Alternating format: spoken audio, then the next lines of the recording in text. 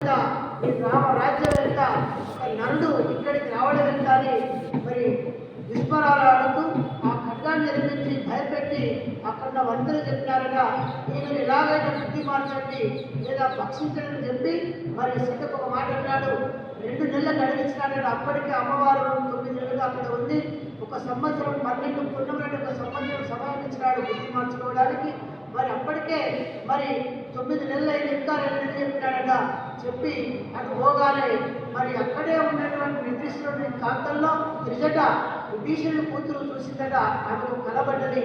ఆ కళలో ఆ లంకా నగరంలోకి ఒక కోతి ప్రవేశించిందట. ఆ కళలో ఆ కోతి ప్రవేశిస్తూనే ఆ సీతమ్మను చూసిందట.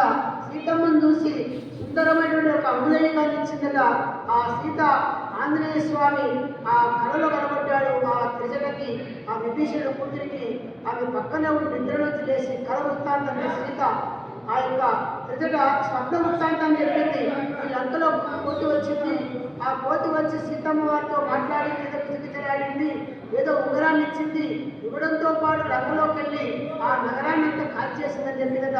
ఆ యొక్క లంకా దహనాన్ని కూడా ముందుగానే త్రిజట స్వప్నంలో కాల్చింది. ఇది నిజమే. ఇది తెల్లవారుగానే సుందరాకాండ కేవలం 1 రోజున్నర ఘట్టం. రామాయణంలో సుందరాకాండ రోజున్నర ఘట్టమై స్వామివారు రావడం, ఆంగ్లేయులు ఇవ్వడం, సముద్రాలు ఖండించడం, మొదలు పెట్టుకోవడం, సీత యొక్క శుభ సూచికం చెప్పడం, సీత అన్వేషించడం అంతా కూడా 1.5 రోజే జరిగింది. రామాయణం వాల్మీకి ప్రభావం ప్రకారం ఈ విధంగా త్రిజట వృత్తాంతాన్ని చెప్పింది, స్వప్న వృత్తాంతాన్ని చెప్పింది. ఆ తర్వాత మరి ఆంజనేయ స్వామి ఇలా కిందికి దిగినాడు, సీతమ్మ వారు ఇలా కలుసుకున్నాడు. ఆ యొక్క అమోఘమైనటువంటి ఉంగరాన్ని నోట్లో పెట్టుకొని వచ్చినాడు. రామనామాన్ని స్మరిస్తూ నోట్లో పెట్టుకొని వచ్చినాడు. ఆ సీతకు ఆ అమ్మవారికి వంగులేకాన్ని ఈ సందర్భంలో ఇవ్వబోతూ ఉన్నాడు.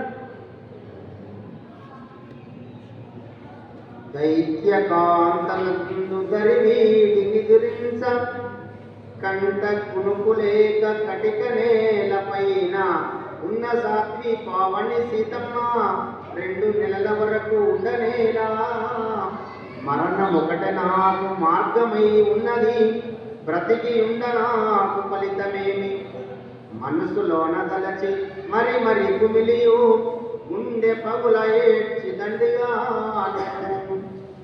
కారు చీకటిలోన తారగా మనులార నింగిలో నిండియు తొంగి చూసె అసుర కాంతలు నిద్దురందున మునిగిరి సీత వేదనతోడ చితిని చేర్చె. శ్రీరామణిను వాసి చింతించుచున్నాను తడయక వీడి విడలుచుంటి. జన్మ జన్మలో నాకు జయరామ రాముడా నీవి పతివయ్యి జన్మించు సతిని నేనే. నీదు పదసేవ భాగ్యము నాదే తండ్రి అనుచు పెను శోకమందియు అవని జాత కొంగు కంటాన చుట్టియు కుమిలి కుమిలి మరణమందగా కలిశను మాత అంత. రమణీయ రమణీయ కంఠ మాధురి చేత రామ శ్రీరామ హే రామ రామ రామ రామ. దశరథ నందన దయ గుణవర్ధన కౌశల్య వరపుత్ర కోసలేంద్ర. తండ్రి అనదిబోని తరలియు కానల వేవేల దైత్యుల పీచమణచి. శ్రీరామ లక్ష్మణులు సీతతో నుండగా మారుచి మాయలో మాత పడగా మోసమునరించి రావణుడు పుడమి సుతను అపహరించను ముకుండు అచల ఆచలనగా. అంతరాముడు సీతకై అలమటించి అటవి అంతట వెతికియు వరకసుతని స్నేహమందించు వారిని చింతదీరా. యముని ఉరికంపి సీతకై మముల పంపే. నేను ఇట వచ్చినానమ్మా నిన్ను చేరా అనుమ అందురు నా పేరు అమ్మ వినవే.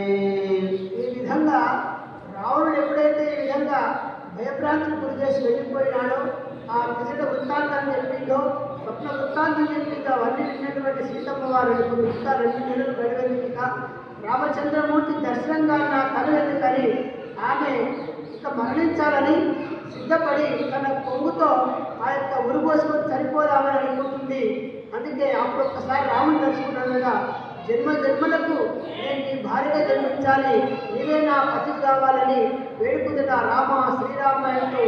అందుకే మనకు ఉత్తరారామాయణంలో మరి కంకణి పాపాచార్యులు అద్భుతంగా చెప్తాడు, రామస్వామి పదాంబుజంపులను ఆరాధించునేని సదా రామాజ్ఞం చరించునేని జాగ్రస్వప్న సుషుప్తాదులంటునను రాముడొక్కని దానమాన యథార్థం లేని నా తల్లి ఓ భూమి ఈయడ ద్రోవ చూపిన కొనుకోవమ్మని లోనికి అని అద్భుతంగా ఆ సీత చివరి ఘట్టాన్ని చెప్పిస్తాడు కవి. ఇక్కడ కూడా సీతమ్మ వారు జన్మలకు నేను నీకు భార్యగానే జన్మించాలని కోరుకుంటూ, రామా ఇదే నా జీవితంలో చివరి క్షణమని ఆ పొంగుతో ఉరిపోసుకొని చనిపోవడానికి ఆత్మహత్య చేసుకున్న సిద్ధపడుతున్న తరుణంలో ఆ యొక్క వృక్షం పైనటువంటి ఆంజనేయ స్వామి ఒక్కసారి చూసినాడగా ఎలా మాట్లాడాలి, మొట్టమొదటిసారి ఆయన చూడడమే మొట్టమొదటిసారి ఆమె చూస్తే ఇది రాక్షసమాయని భయపడుతుందని చెప్పేసి మరి రామాయణాన్ని చెప్తా ఉన్నాడు లీలగా ఒక కీర్తనగా అద్భుతంగా పద్యంలో చెప్తారు మా గురువు గారు. మరి రాముడని అయోధ్య నగరమని దశరథ సుతుడని మరి రామలక్ష్మణుడు ఏ విధంగా అడవికి వచ్చినారో, ఆ తర్వాత సీతాపరం ఎలా జరిగిందో, మాయలుడు ఎలా సంహరించినాడో, మరి ఈ రావణాసురుడు లంకలో ఎలా దాచిపెట్టాడో అదంతా ఒక కీర్తనలో అద్భుతంగా సుమనోహరమూర్తివై ఆ ఆంజనేయ స్వామి తన యొక్క అద్భుతమైనటువంటి కీర్తి గొంతుతో రామాయణాన్ని పాడినాడా, పాడి తాను హనుమంతుడిని చెప్పుకుంటూ ఆ కీర్తి దిగి అమ్మవారి ముందు ప్రత్యక్షమైనాడట. మధురగానము శవిశోకముదమునంది జానకీదేవి ఎవరని అరసి చూసే రామచరితము వినిపించి ప్రాణములను నిలుప చూపిన పుణ్యాత్మ నిలువు ముందు చూసి తరింతు నా జన్మ పాసిపోయే ముందు మరికొంత సంతోషమందెలయ్యా అనగా మారుతి అంతలో అమ్మ ముందు నిలిచి పలికెను, నేను రామబంటు నోయమ్మ రాముండు పంపగాను వచ్చి ఉన్నాను సీతమ్మ మానవుడను అమ్మ నమ్మకున్నావ నా తల్లి నన్ను నీవు అంగుళీగమ్ముకును అమ్మ అంపినట్టి రామచంద్రుడు నాకిడి ప్రాణసఖ్య సీతమాతకు ఇమ్మని చెప్పెనమ్మా అనుచు మారుతి ఉంగరమ్ము ఇడన్ ఉంగరమ్మును చేకుని ఉరితనయా రామచంద్ర భగవానికి జై. ఆ విధంగా చెట్టుపరిచి కిందికి దూకినట్టు ఆంజనేయ స్వామి తాను ఆంజనేయ స్వామిని సుగ్రీవుని భటునని సుగ్రీవుని మంత్రినని మరి యొక్క లంకా నగరానికి నిన్ను అన్వేషిస్తూ వచ్చినానని మొట్టమొదటిసారిగా తనను తానుగా పరిచయం చేసుకొని తన వృత్తాంతాన్ని చెప్పి ఆ యొక్క రామచంద్రమూర్తి ఇచ్చినటువంటి ఆ యొక్క అంగుళీయకాన్ని సీతమ్మ వారి చేతిలో పెట్టి నమస్కరించినాడట. మరి ఈ యొక్క సాయంకాలం వేళ అద్భుతమైనటువంటి ఈ గాన మాధుర్యంలో ఓరలాడినటువంటి భద్రగిరి నివాసులకి, ఈ భద్రాచల క్షేత్రంలో ఉన్నటువంటి స్వామివారికి పాదపద్మాలకి మరొక్కసారి శిరప్రణ వెళ్ళుకుంటూ ఈ యొక్క సాయంకాల సమావేశంలో ఈ యొక్క సుందరాకాండ పుష్కితాకాండ ఘట్టాన్ని ఈ సందర్భంగా వినిపించినటువంటి మా గురువరేణులు మరి డాక్టర్ మల్లు అంజయ్ సదాకారి గారికి, మరి అదేవిధంగా ఈ కార్యక్రమంలో పాల్పంచుకున్నటువంటి శ్రోతలకి మరొకసారి ధన్యవాదాలు తెలియజేస్తూ ఈ సందర్భంగా మరి ఇంకో సందర్భంలో రేపు ఉదయం మరి ఎదురుగా ఉన్నటువంటి ఆంజనేయ స్వామి యొక్క మందిరం దగ్గర మళ్ళీ పునః ఈ కార్యక్రమాన్ని ఈ మల్లెమాల రామాయణాన్ని కొనసాగించుకుంటూ మరి రేపు ఎల్లుండి 2 రోజుల్లో ఈ యొక్క మల్లెమాల రామాయణాన్ని పూర్తిగా మనం పఠిస్తూ ఈ రామాయణాన్ని సంపూర్ణం చేసుకొని ఇక్కడి నుంచి బయలుదేరుతామని మా భక్తులకి తెలియజేస్తూ ఈ సందర్భంగా పాల్గొన్నటువంటి వారికి, అదేవిధంగా ఈ సమయాన్ని అమూల్యమైనటువంటి సమయాన్ని మాకు అందించినటువంటి దేవాలయ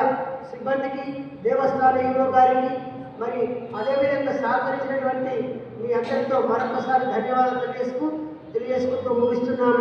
రాజా రామచంద్ర భగవాన్